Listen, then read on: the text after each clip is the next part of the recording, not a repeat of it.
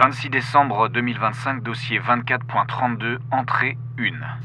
Le jeune homme qui a disparu avait l'air de mener une vie plutôt banale, bien entouré, sans ennemis, sans casier judiciaire. Grand fan d'horreur, on a retrouvé un petit bloc-notes où il a écrit ce qui semble être une expérience Complètement délirante et paranormale le soir d'Halloween.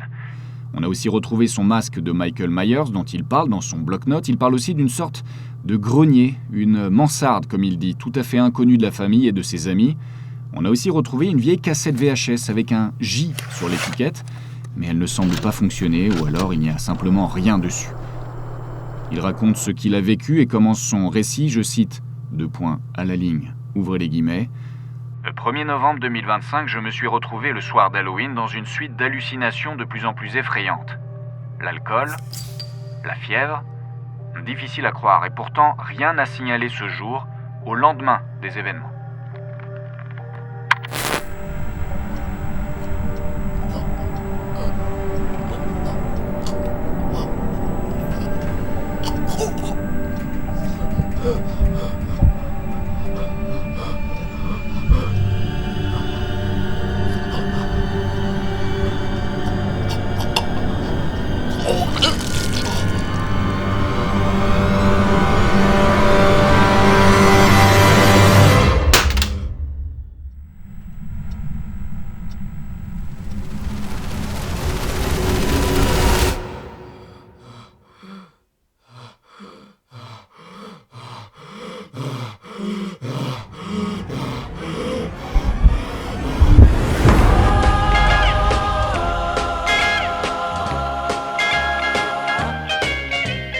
Rocking around the Christmas tree at the Christmas party hop. Mistletoe hung where you can see every couple tries to stop. Rocking around the Christmas tree, let the Christmas spirit ring. Later we'll have some pumpkin pie and we'll do some caroling.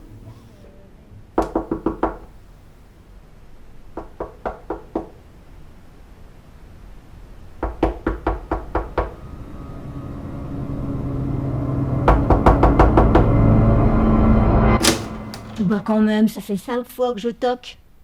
Puis là, t'es toujours comme ça dans ta chambre depuis ce matin. Il y a des invités qui vont arriver, on est tous ensemble. Viens un petit peu avec nous. Ah ouais, là, je montais pour ça. J'allais oublier de te le dire. Bah ça doit être un copain qui est venu te rapporter ça. Bah tu vois que tu l'avais pas perdu. Bon, tu descends quand même, hein. Tu viens avec nous, je compte sur toi.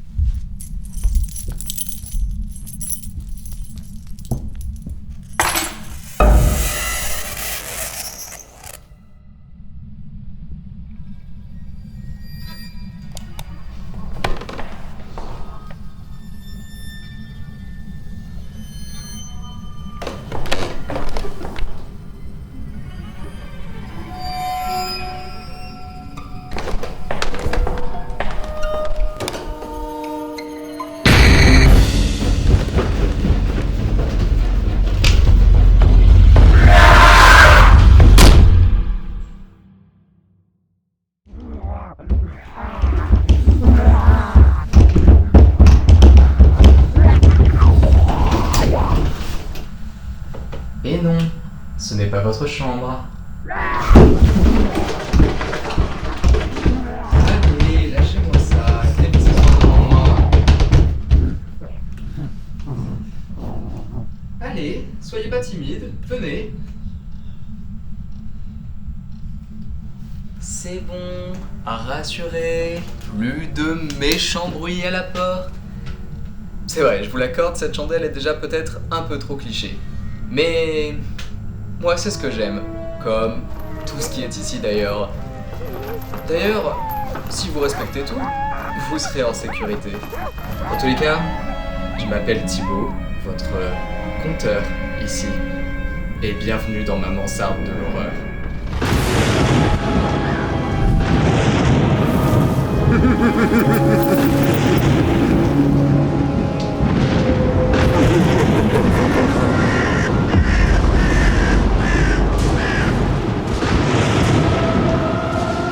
Bon alors, vous n'êtes pas le plus malin de vous être retrouvé ici un soir d'Halloween.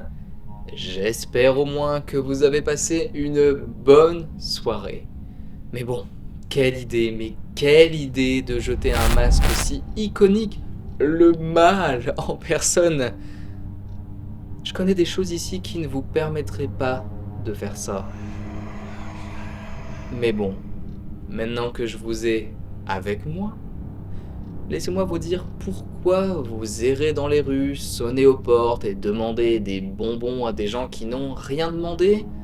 Ou plutôt dans votre cas, vous vous déguisez dans des soirées bien arrosées. Oh, oh, on se concentre là. Vous voudriez quand même pas la faire revenir.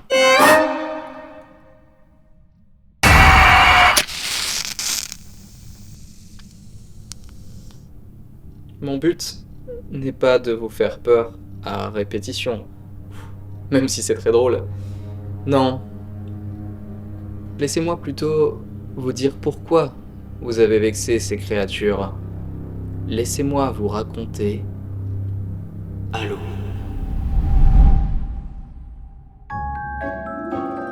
Comme vous pouvez l'imaginer, l'histoire d'Halloween commence bien avant les citrouilles et les un bonbon ou un sort signé.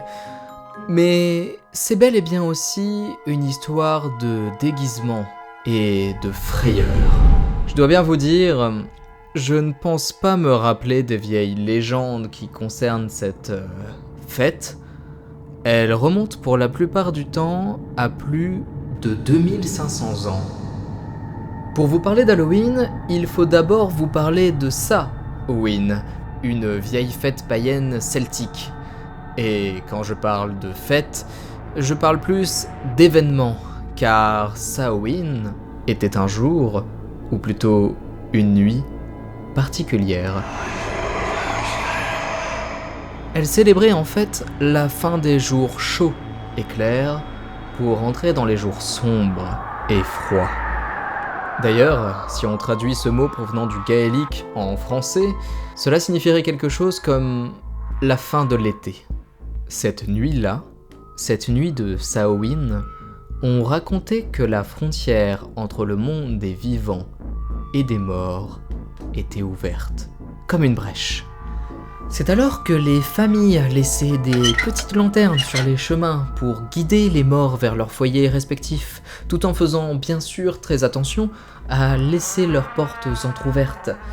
Et ainsi, les morts pouvaient s'installer pour dîner avec eux. J'imagine que cette histoire vous plaît, qu'elle est bien plus rassurante que ce que vous avez vu jusqu'à présent. Néanmoins, ce ne serait pas drôle s'il n'y avait que ça. Laissez-moi vous raconter ce qu'on disait également de cette soirée de Samhain. Imaginez plutôt, au lieu de petites chandelles éclairant les chemins, vous voyez plutôt de grands feux partout dans les vallées et collines pour éloigner les mauvais esprits qui traversent la brèche des deux mondes. Imaginez des rites obscurs et des sacrifices autour des flammes des grands brasiers. Et surtout, regardez la vision d'horreur de tous ces humains se déguisant en d'horribles monstres et créatures pour faire peur aux esprits. Ça, c'est le Samhain que j'affectionne. Le Samhain de l'horreur. 」 « 」 « 」 « 」 « 」 « 」 « 」 « 」 « 」 « 」 « 」 « 」 « 」 « 」 « 」 « 」 « 」 « 」 « 」 « 」 « 」 « 」 « 」 « 」 « 」 « 」 « 」 « 」 «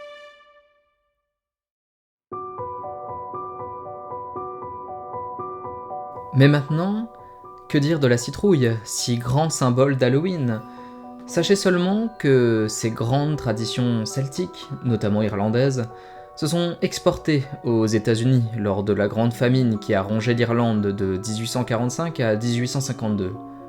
Auparavant, lors des fêtes de Samhain, on creusait des petites lanternes dans des navets. Mais aux États-Unis, pas de chance, pas de navets. Heureusement, ils trouvèrent un fruit finalement bien plus intéressant, bien plus gros et bien plus facile à creuser, la citrouille. Mais restons en Irlande, car les citrouilles, c'est bien pour l'Halloween moderne. Je connais une légende que vous connaissez peut-être de nom, celle de Jack O'Lantern.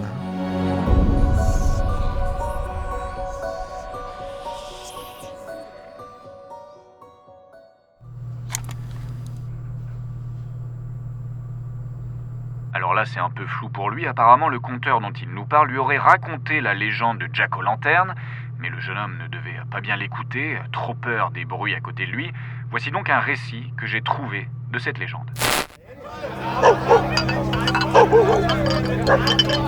Wicklow, Irlande, 1770. La nuit est calme et fraîche dans ce petit village. Seuls résonnent les rires des ivrognes dans les tavernes encore éclairées. L'un de ces rires résonne plus fort que les autres. C'est celui de Jack Stingy, le plus gros pochetron du village, mais aussi l'homme le plus riche de la région. Tous les soirs, il rentrait complètement ivre dans son manoir, le Black Manor.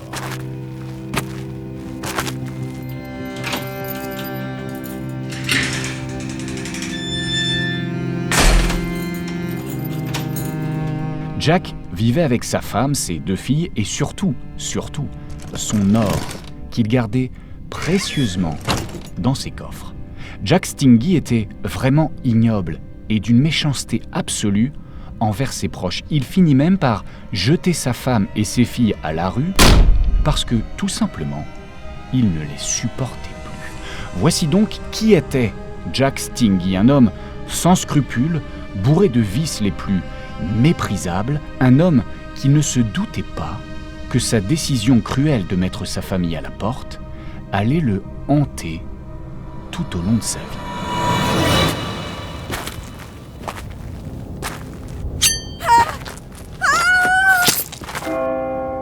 La femme de Jack décéda peu de temps après avoir été mise à la porte. La pauvre avait fini par croiser la route d'un malfaiteur tout aussi méprisable que son mari. Jack ressentit une once, je dis bien une once, de culpabilité et décida de ramener la dépouille de sa femme chez lui en jurant de ne plus jamais abandonner ses 2 filles. Une promesse trop tardive, car Jack Stingy s'était déjà attiré le pire ennemi que l'homme puisse affronter, la mort. Cela faisait longtemps déjà que la mort observait Jack. Elle était consternée par sa cruauté, mais elle était aussi très jalouse de son immense fortune. Alors la mort décida de punir le vieux Jack. Elle commença par lui prendre ses 2 filles. Mais elle n'arrivait toujours pas à se saisir de la richesse du vieil homme. L'ivrogne, décidé à déjouer tous les pièges que la mort lui tendait, réussit à garder son or en sécurité pendant de longues années. La mort tenta bien de se déguiser en sorcière pour faire boire un breuvage mortel au vieux Jack, mais celui-ci renversa le chaudron plein de couleuvres hurlantes sur le visage de la mort. Elle revint et essaya de soudoyer un groupe de bandits pour qu'ils s'infiltrent dans le Black Manor, mais Jack apprit la tentative et tua de plusieurs balles de fusil les intrus. Jack voulut en finir avec cette mort qui courait après sa richesse. Il prit alors les chemins les plus sombres pour rejoindre les nains des mines, les plus habiles forgerons de toute l'Irlande. Là-bas, il forgea l'épée Scarfax, capable de renvoyer à tout jamais la mort dans son royaume. Jack se tint prêt, et lorsque la mort ressurgit pour tendre un nouveau piège au vieil homme, il brandit son épée et asséna un coup sec à la mort, qui se vit expulsé du monde des vivants.